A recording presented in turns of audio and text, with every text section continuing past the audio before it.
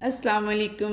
आज मुझे बहुत दिनों के बाद ऑर्डर मिला तो मैंने बेकिंग रूम का रुख किया तो इसकी हालत बहुत ही नागुफ्ता बे हुई पड़ी थी। तो जब मैंने देखा कि हर चीज़ मिट्टी से हटी हुई थी, क्योंकि बच्चों के पेपर चल रहे थे, ना तो मेरे कोई ऑर्डर रिसीव हुआ, ना ही मैंने उससे कोई रेसिपी ट्राई की, इसलिए मैं बेकिंग रूम की तरफ आई ही नहीं। ये कमरा वैसे ही बंद पड़ा हुआ था। तो बस फिर सबसे पहले हमने अपनी मुहिम का आगाज़ कर दिया अपने बेकिंग रूम को नीट करने के लिए। इसके अलावा काफ़ी चीज़ें ख़त्म हुई पड़ी थी, जैसा कि फॉन्डेंट वगैरह और फॉन्डेंट के टॉपर बनाने थे। तो सबसे पहले तो मैंने अपना बेकिंग रूम नीट किया, क्योंकि हर चीज़ मिट्टी से हटी थी, फर्श भी और शेल्फें भी और हर चीज़। और यहाँ पे देखें कितना नीट और नफीस हो गया है मेरा रूम। और अब हमें यहाँ काम करने का बहुत ही मज़ा आने वाला है। अब मैं सबसे पहले अपना फॉन्डेंट रेडी कर लूँगी। और अगर इस्लामाबाद में किसी को पता हो कि आइसिंग शुगर केजी के हिसाब से कहाँ से मिलेगी तो प्लीज़ मुझे ज़रूर बताइएगा। मुझे यहाँ से यही पैकेट मिला है, जो कि 1 पाव का पैकेट होता है और ये काफ़ी एक्सपेंसिव पड़ जाता है। ये 2-250 का 1 पाव का पैकेट मिलता है, जबकि बेक हाउस से 2-250 का केजी पैक मिल जाता है। तो मुझे ज़रूर बताइएगा कमेंट बॉक्स में अगर किसी को पता हो तो यहाँ पे मैंने फॉन्डेंट रेडी कर लिया था। इसकी मुकम्मल रेसिपी चैनल पे मौजूद है, लिंक भी मैं डिस्क्रिप्शन में दे दूँगी। तो 1 पाव फॉन्डेंट आइसिंग शुगर से मेरा फॉन्डेंट रेडी हुआ है 330 ग्राम। फॉन्डेंट बनाने के बाद मिनिमम इसे 6 आवर्स का रेस्ट देना ज़रूरी होता है, उसके बाद ये बहुत अच्छा वर्क करता है। तो मैंने इसलिए फिर इसे रख दिया है। सुबह ही मैंने सोचा इसके टॉपर्स रेडी करूँगी। तो यहाँ पे जो है मेरा केक वो मैंने बेक कर लिया, और मैंने आज 2 पाउंड केक ही बेक किया है, क्योंकि मुझे ऑर्डर तो आया था 1.5 पाउंड का, 1.5 पाउंड का, तो मैंने 2 पाउंड का ही रेडी कर लिया। और देख सकते हैं कितना सॉफ्ट मॉइस्ट और कितना यमी सा हमारा स्पॉन्ज जो है वो रेडी हुआ है। अब इसमें से मैं 3 नीट लेज़ निकालूंगी ऑर्डर वर्क के लिए, और 1 लेज़ जो होगी वो हम खुद इंजॉय करेंगे, क्योंकि क्रेविंग हो रही थी काफ़ी दिनों से। हमने भी केक नहीं खाया, पहले ऑर्डर्स आते रहते थे तो कुछ ना कुछ उसके पार्ट्स जो होते थे वो हम खुद क्रीम लगा के खा लिया करते थे। तो मैं इनका बच्चे भी देख रहे होंगे तो चलें थोड़ा सा एक्स्ट्रा बेक कर लेते हैं। तो मैंने 3 लेज़ इसके अंदर ऐड करके तो मैंने 1.5 पाउंड केक जो था वो रेडी कर लिया था। अच्छा, मॉडल टाउन का जो पानी है ना मुझे बिल्कुल पसंद नहीं है, और मैं कितने महीने हो गए यहाँ आई हुई हूँ, अभी तक आदी नहीं हुई, तो मुझे स्मेल आती है अंदर से। तो फिर मैंने कहा अगर मैंने शुगर सिरप इसी वाटर से बनाया तो फिर मुझे केक में से भी ना स्मेल आए, क्योंकि एक दफ़ा ऐसा किया था मैंने तो मुझे केक में से भी वही स्मेल आ रही थी। तो यहाँ पे फिर मैंने मिनरल वाटर मंगवा लिया कि ऑर्डर वर्क के लिए। ज़ाहिर है अब मैं वो पानी नहीं यूज़ कर सकती थी, हालांकि फ़िल्टर वाला होता है, लेकिन उसके बावजूद भी मुझे वो पानी का टेस्ट अच्छा नहीं लगता। ये जो स्पॉन्ज केक है ये मैंने 6 इंच के पैन में बेक किया था, और इसके अंदर से मैंने 3 लेज़ 1.5 पाउंड के लिए निकाली थी, और 1 लेयर थी वो मैंने साइड पे कर ली थी। रावलपिंडी से कस्टमर ने मुझे अप्रोच किया था, उन्हें केक चाहिए था पाइनएप्पल फ्लेवर में और कप केक्स चाहिए थे चॉकलेट फ्लेवर में, क्योंकि वो दोनों टेस्ट करना चाह रही थी फ्लेवर्स। और लास्ट पे आप लोगों ने रिव्यू देखे बगैर बिल्कुल नहीं जाना, आप लोगों ने ज़रूर चेक करना है कि उन्हें केक कैसा लगा था।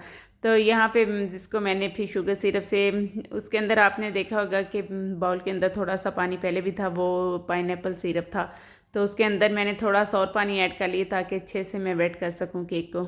सबसे छोटा जो पाइनएप्पल कैन होता है वो मंगवा लें तो 1.5 से 2 पाउंड केक इजीली उससे बन जाते हैं, और अगर 1 पाउंड बनाएं तो काफ़ी अच्छा खासा अंदर डालने के बाद भी पाइनएप्पल बच जाता है। तो ये 1.5 पाउंड केक था, तो इसके लिए मैंने फिर छोटे वाला कैन जो मंगवाया तो उससे ये केक बहुत अच्छा सा रेडी हो गया था। थोड़ा सा मैंने बचा लिया था पाइनएप्पल जो था वो मैंने एक और केक के ऊपर एडजस्ट करना था, वो मेरी बेटी ने लेके जाना था अपने उस्ताद मोहतरम के लिए, उन्हें ये डेंगू हो गया, वो गेट वेल सून का बनाना था केक। तो फिर मैंने कहा कि ऑर्डर मिला है तो साथ में वो केक भी बन जाएगा, तो फिर मैंने दोनों केक्स एक साथ ही बना लिए थे। इसके अलावा जो 6 कप केक्स थे उसके अंदर मैंने फिलिंग भर ली थी चॉकलेट गिनाश की। मेरे पास जो कप केक लाइनर्स हैं इनका साइज़ मीडियम ही है, और इससे बड़े साइज़ के लाइनर्स मुझे कहीं नहीं मिले, ना तो मुझे कहीं बेक हाउस में दिखे हैं, और ना ही यहाँ पे जो मैं एम ट्रेडर्स वालों के पास जाती हूँ उनके पास भी नहीं पड़े हुए थे।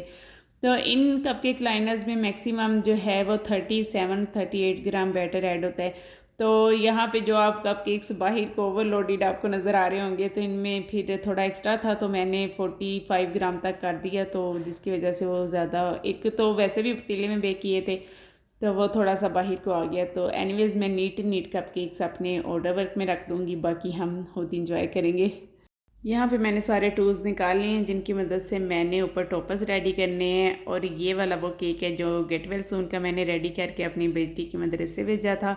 उन्हें भी बहुत पसंद आया था, और मेरे कस्टमर को भी केक बहुत पसंद आया था। कस्टमर बहुत नाइस थी, और उन्होंने मुझे 2-3 हफ़्ते पहले अप्रोच किया था कि उन्हें केक चाहिए और कप केक्स चाहिए। तो फिर उन्होंने मुझसे पूछा कि कब कितनी देर पहले आपको ऑर्डर करना पड़ेगा। तो मैंने कहा कि 3 दिन पहले मुझे बता दीजिएगा तो मैं रेडी कर दूँगी। तो फिर उन्होंने 3 दिन पहले डन कर दिया था। हाफ़ पेमेंट उन्होंने भेज दी थी, हाफ़ उन्होंने कहा था कि आप जब पिक्चर शेयर करेंगी तब मैं आपको सेंड कर दूँगी। अच्छा, अब यहाँ पे ये हुआ कि हाफ़ पेमेंट मैंने रिसीव कर ली और हाफ़ पेमेंट जो थी वो मुझे याद ही नहीं कि उन्होंने नहीं भेजी। तो मैंने केक जब राइडर को दे दिया और मैंने उन्हें इन्फॉर्म कर दिया कि केक राइडर लेके जा चुका है, तो फिर उसके बाद मुझे याद आया कि उनकी अभी हाफ़ पेमेंट रहती थी। तो उन्होंने कहा ठीक है, मैं वो भी कर देती हूँ। कस्टमर की बातों से मुझे अंदाज़ा तो हो गया था कि अच्छी हैं, नाइस हैं और कोई स्कैम वगैरह का कोई सीन नहीं है। क्योंकि एक लोग जो अच्छे होते हैं ना, उनमें और जो अच्छे बन रहे होते हैं उनमें बहुत फ़र्क होता है। उनके अंदाज़ में फ़र्क होता है, उनकी बातों में फ़र्क होता है। और मुझे पता नहीं, अब फ़ौरन पता चल जाता है कि ये बंदा जो है मेरे साथ बस अच्छा होने की कोशिश कर रहा है। लेकिन ये जो कस्टमर थी ना, इनकी बातों से मुझे अंदाज़ा हो गया था कि नाइस हैं और इनकी बातें पॉजिटिव हैं। और ये जो बातें हैं ना, मैं जस्ट एज़ अ फ़न मैं शेयर कर रही हूँ, अगर वो सुन रही हैं तो प्लीज़ माइंड मत कीजिएगा। अच्छा, उन्होंने मुझे कहा कि वो पेमेंट बाकी की भी कर देती हूँ, तो लेकिन उन्होंने नहीं सेंड की, लेकिन मेरा दिल कह रहा था कि वो सेंड कर देंगी। रात को जब मेरे हस्बैंड आए हैं तो उन्होंने मुझसे पूछा कि हो गया था केक का, तुम कह रही थी। तो मैंने कहा येस, डिलीवर भी हो गया केक, मैंने बहुत अच्छे से बना लिया। और पेमेंट का उन्होंने पूछा, मैंने कहा नहीं अभी हाफ़ हुई है, हाफ़ रहती है, तो लो वो पहले रिसीव करके फिर तुमने भेजना था केक। मैंने कहा कोई बात नहीं, वो भेज देंगी। कहते ऐसे तुम हर किसी पे भरोसा कर लेते। मैंने कहा नहीं, हर किसी पे नहीं, मैंने सिर्फ इन पे भरोसा किया है। कि एक दफ़ा पहले भी ऐसे एक कस्टमर ने मुझे अप्रोच किया था कि पेमेंट वो बाद में करेंगे, आप प्लीज़ केक बना दें, जल्दी से बना दें। और मुझे उनकी बातों में थोड़ा सा डाउट लग रहा था। मैंने उनसे कहा पेमेंट जब तक आप नहीं करेंगे तब तक मैं केक नहीं बनाऊँगी।